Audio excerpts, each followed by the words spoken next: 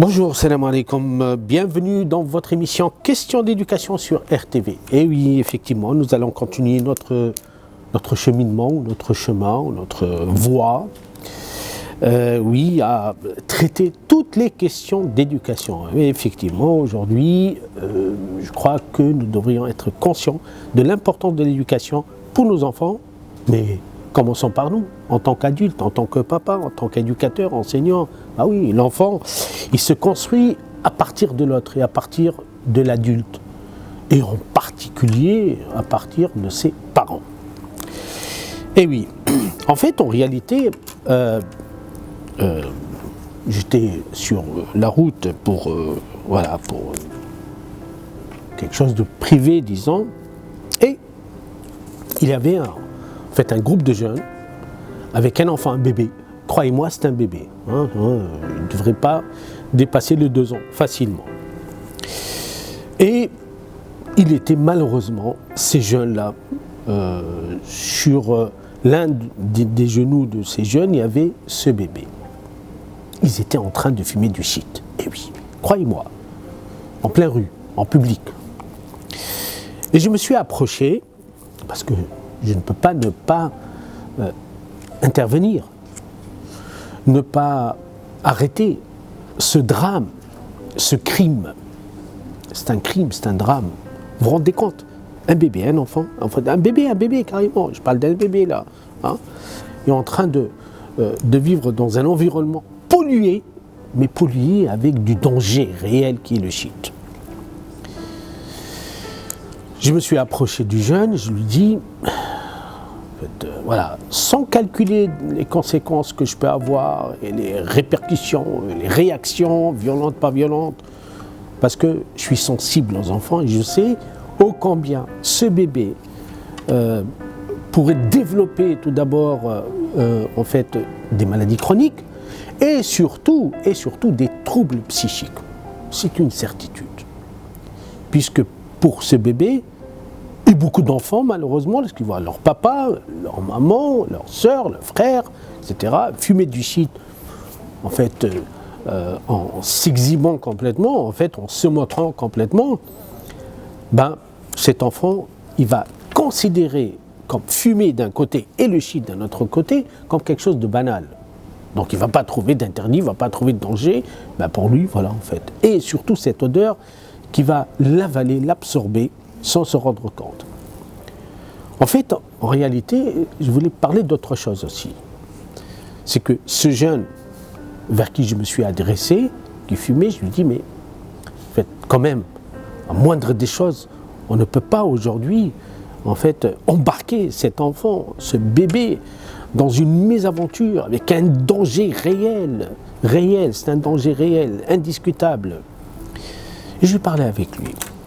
À ma grande surprise, il m'a répondu avec un bégaiement. Il m'a répondu avec une difficulté de parler. Non pas à cause du shit, non. C'est à cause certainement d'un problème de bégaiement, d'un problème de langage, un problème d'articulation, d'expression.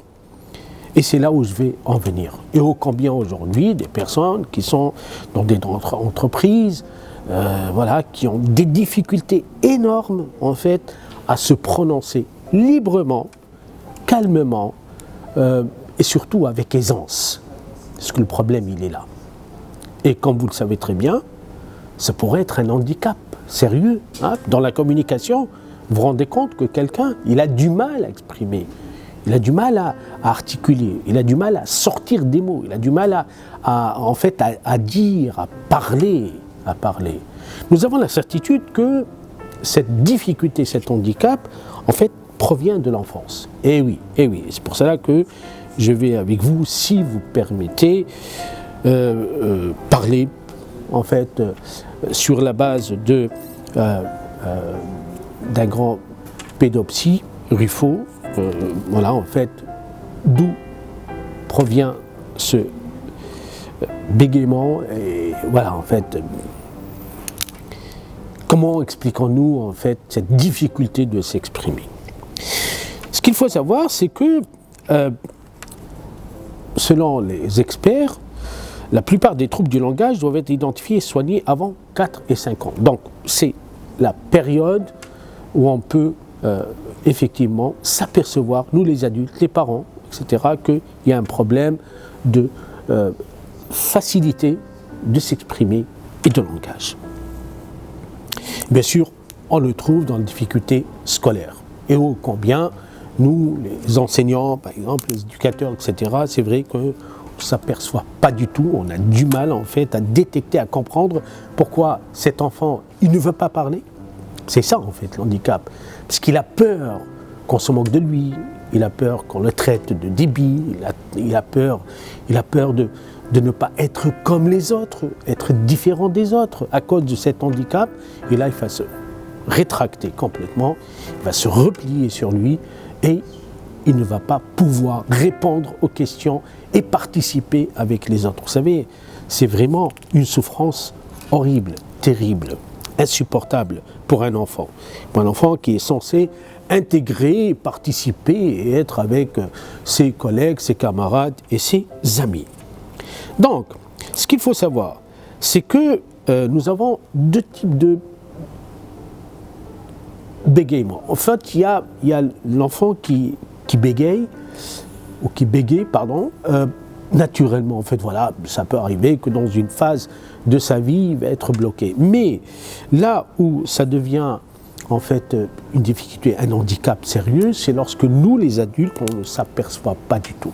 Et surtout, lorsque on le maintient dans cet handicap, surtout lorsque ça perdure, surtout lorsque ça devient en fait une manière, en fait, c'est si vous voulez, en fait, tout handicap d'ailleurs, hein, toute difficulté, lorsqu'on la laisse, lorsqu'on la soigne pas, lorsqu'on n'intervient pas, on ne sait pas comment intervenir, le problème c'est qu'elle se développe.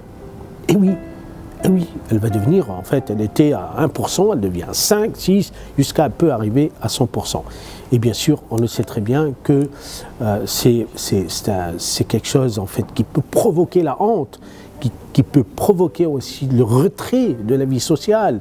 Et beaucoup, en fait, aujourd'hui, souffrent sans nous rendre compte. Donc, comment, aujourd'hui, doit-on intervenir, et surtout les parents, au premier signe, si vous voulez, hein. Ça se voit très bien, d'ailleurs, hein.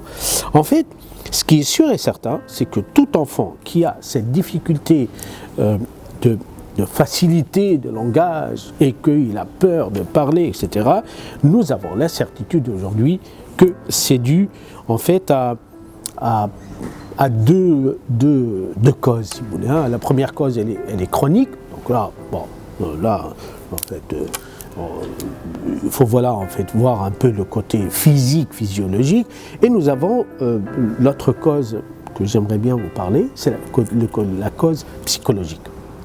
La peur de parler. Eh oui. La peur de parler est considérée par l'autre comme ma parole est inutile, comme ma parole, en fait, elle ne vaut rien. Comme si ma parole, en fait, elle est, par rapport à l'autre, en fait, elle est inconsidérable. Là, on peut effectivement encourager, malheureusement, et développer davantage cet handicap chez notre enfant. Donc, la première règle, lorsque je vois que mon enfant, il a du mal à prononcer, bégaye, ou zozoter, comme on dit, la première règle, ne jamais se moquer de lui. Jamais se moquer de lui. Parce que lorsqu'on se moque de lui, le problème, c'est qu'il va se braquer. Et on ne va pas l'aider, au contraire, on va le maintenir. Et on va enfoncer cet handicap en lui. Et bien sûr, dans ce cas-là, vous vous rendez compte, sans devenir, à quoi peut-il ressembler? Eh oui, hein, que ce soit dans relation de couple, que ce soit avec ses enfants, que ce soit avec ses collègues, que ce soit à l'extérieur, que ce soit, vous voyez très bien. Et malheureusement, c'est un vrai problème à savoir comment est traité, effectivement. Alors, il y a un point très important que Ruffo, il a indiqué. Il dit « Ce trouble se rencontre plus volontiers dans les familles où l'atmosphère est tendue. » J'espère que j'ai bien dit, dans les atmosphères tendues dans les familles. Eh oui, eh oui, eh oui. L'enfant ne peut pas supporter cette atmosphère tendue continue dans un couple, et surtout parce qu'il y a des rivalités entre frères et sœurs. Vous voyez, tout cela, malheureusement, provoque et peut engendrer cet handicap, malheureusement, majeur. Donc les enfants expriment ainsi une tension, une nervosité latente, hein, vous voyez, et bien sûr, ça peut avoir des conséquences sur les émotions de cet enfant, et nous savons très bien que les conséquences sont graves sur son développement et sur son en fait, intégration dans la société. La sociabilité va être biaisée malheureusement par cet handicap. Donc je reviens à signaler, à informer, à avertir les parents, les éducateurs, les professeurs aussi. Vous savez, malheureusement, souvent, oui, effectivement, en fait, on le rend comme un comique. Il devient en fait une source de moquerie, malheureusement, de rejet, bien sûr. Et vous savez, ce qui peut tuer n'importe quel enfant dans son devenir, c'est se moquer de lui sur tous les plans, et surtout lorsqu'il s'agit d'un langage, puisqu'avec ce langage, qu'il va communiquer avec les gens, forcément. Vous vous rendez compte, en fait, si avec ce moyen très efficace, indispensable pour communiquer, il est déjà cassé, brisé, vous vous rendez compte? Comment va-t-il réagir, agir et vivre avec les autres? C'est la responsabilité des parents de ne pas créer et d'éviter au maximum les tensions, maximum les angoisses, les peurs, en fait, et cette anxiété, et surtout cette violence qu'on peut trouver dans beaucoup de familles, malheureusement, qui engendre forcément chez l'un de nos enfants, en fait, cet handicap majeur, c'est bégayer ou zozoter.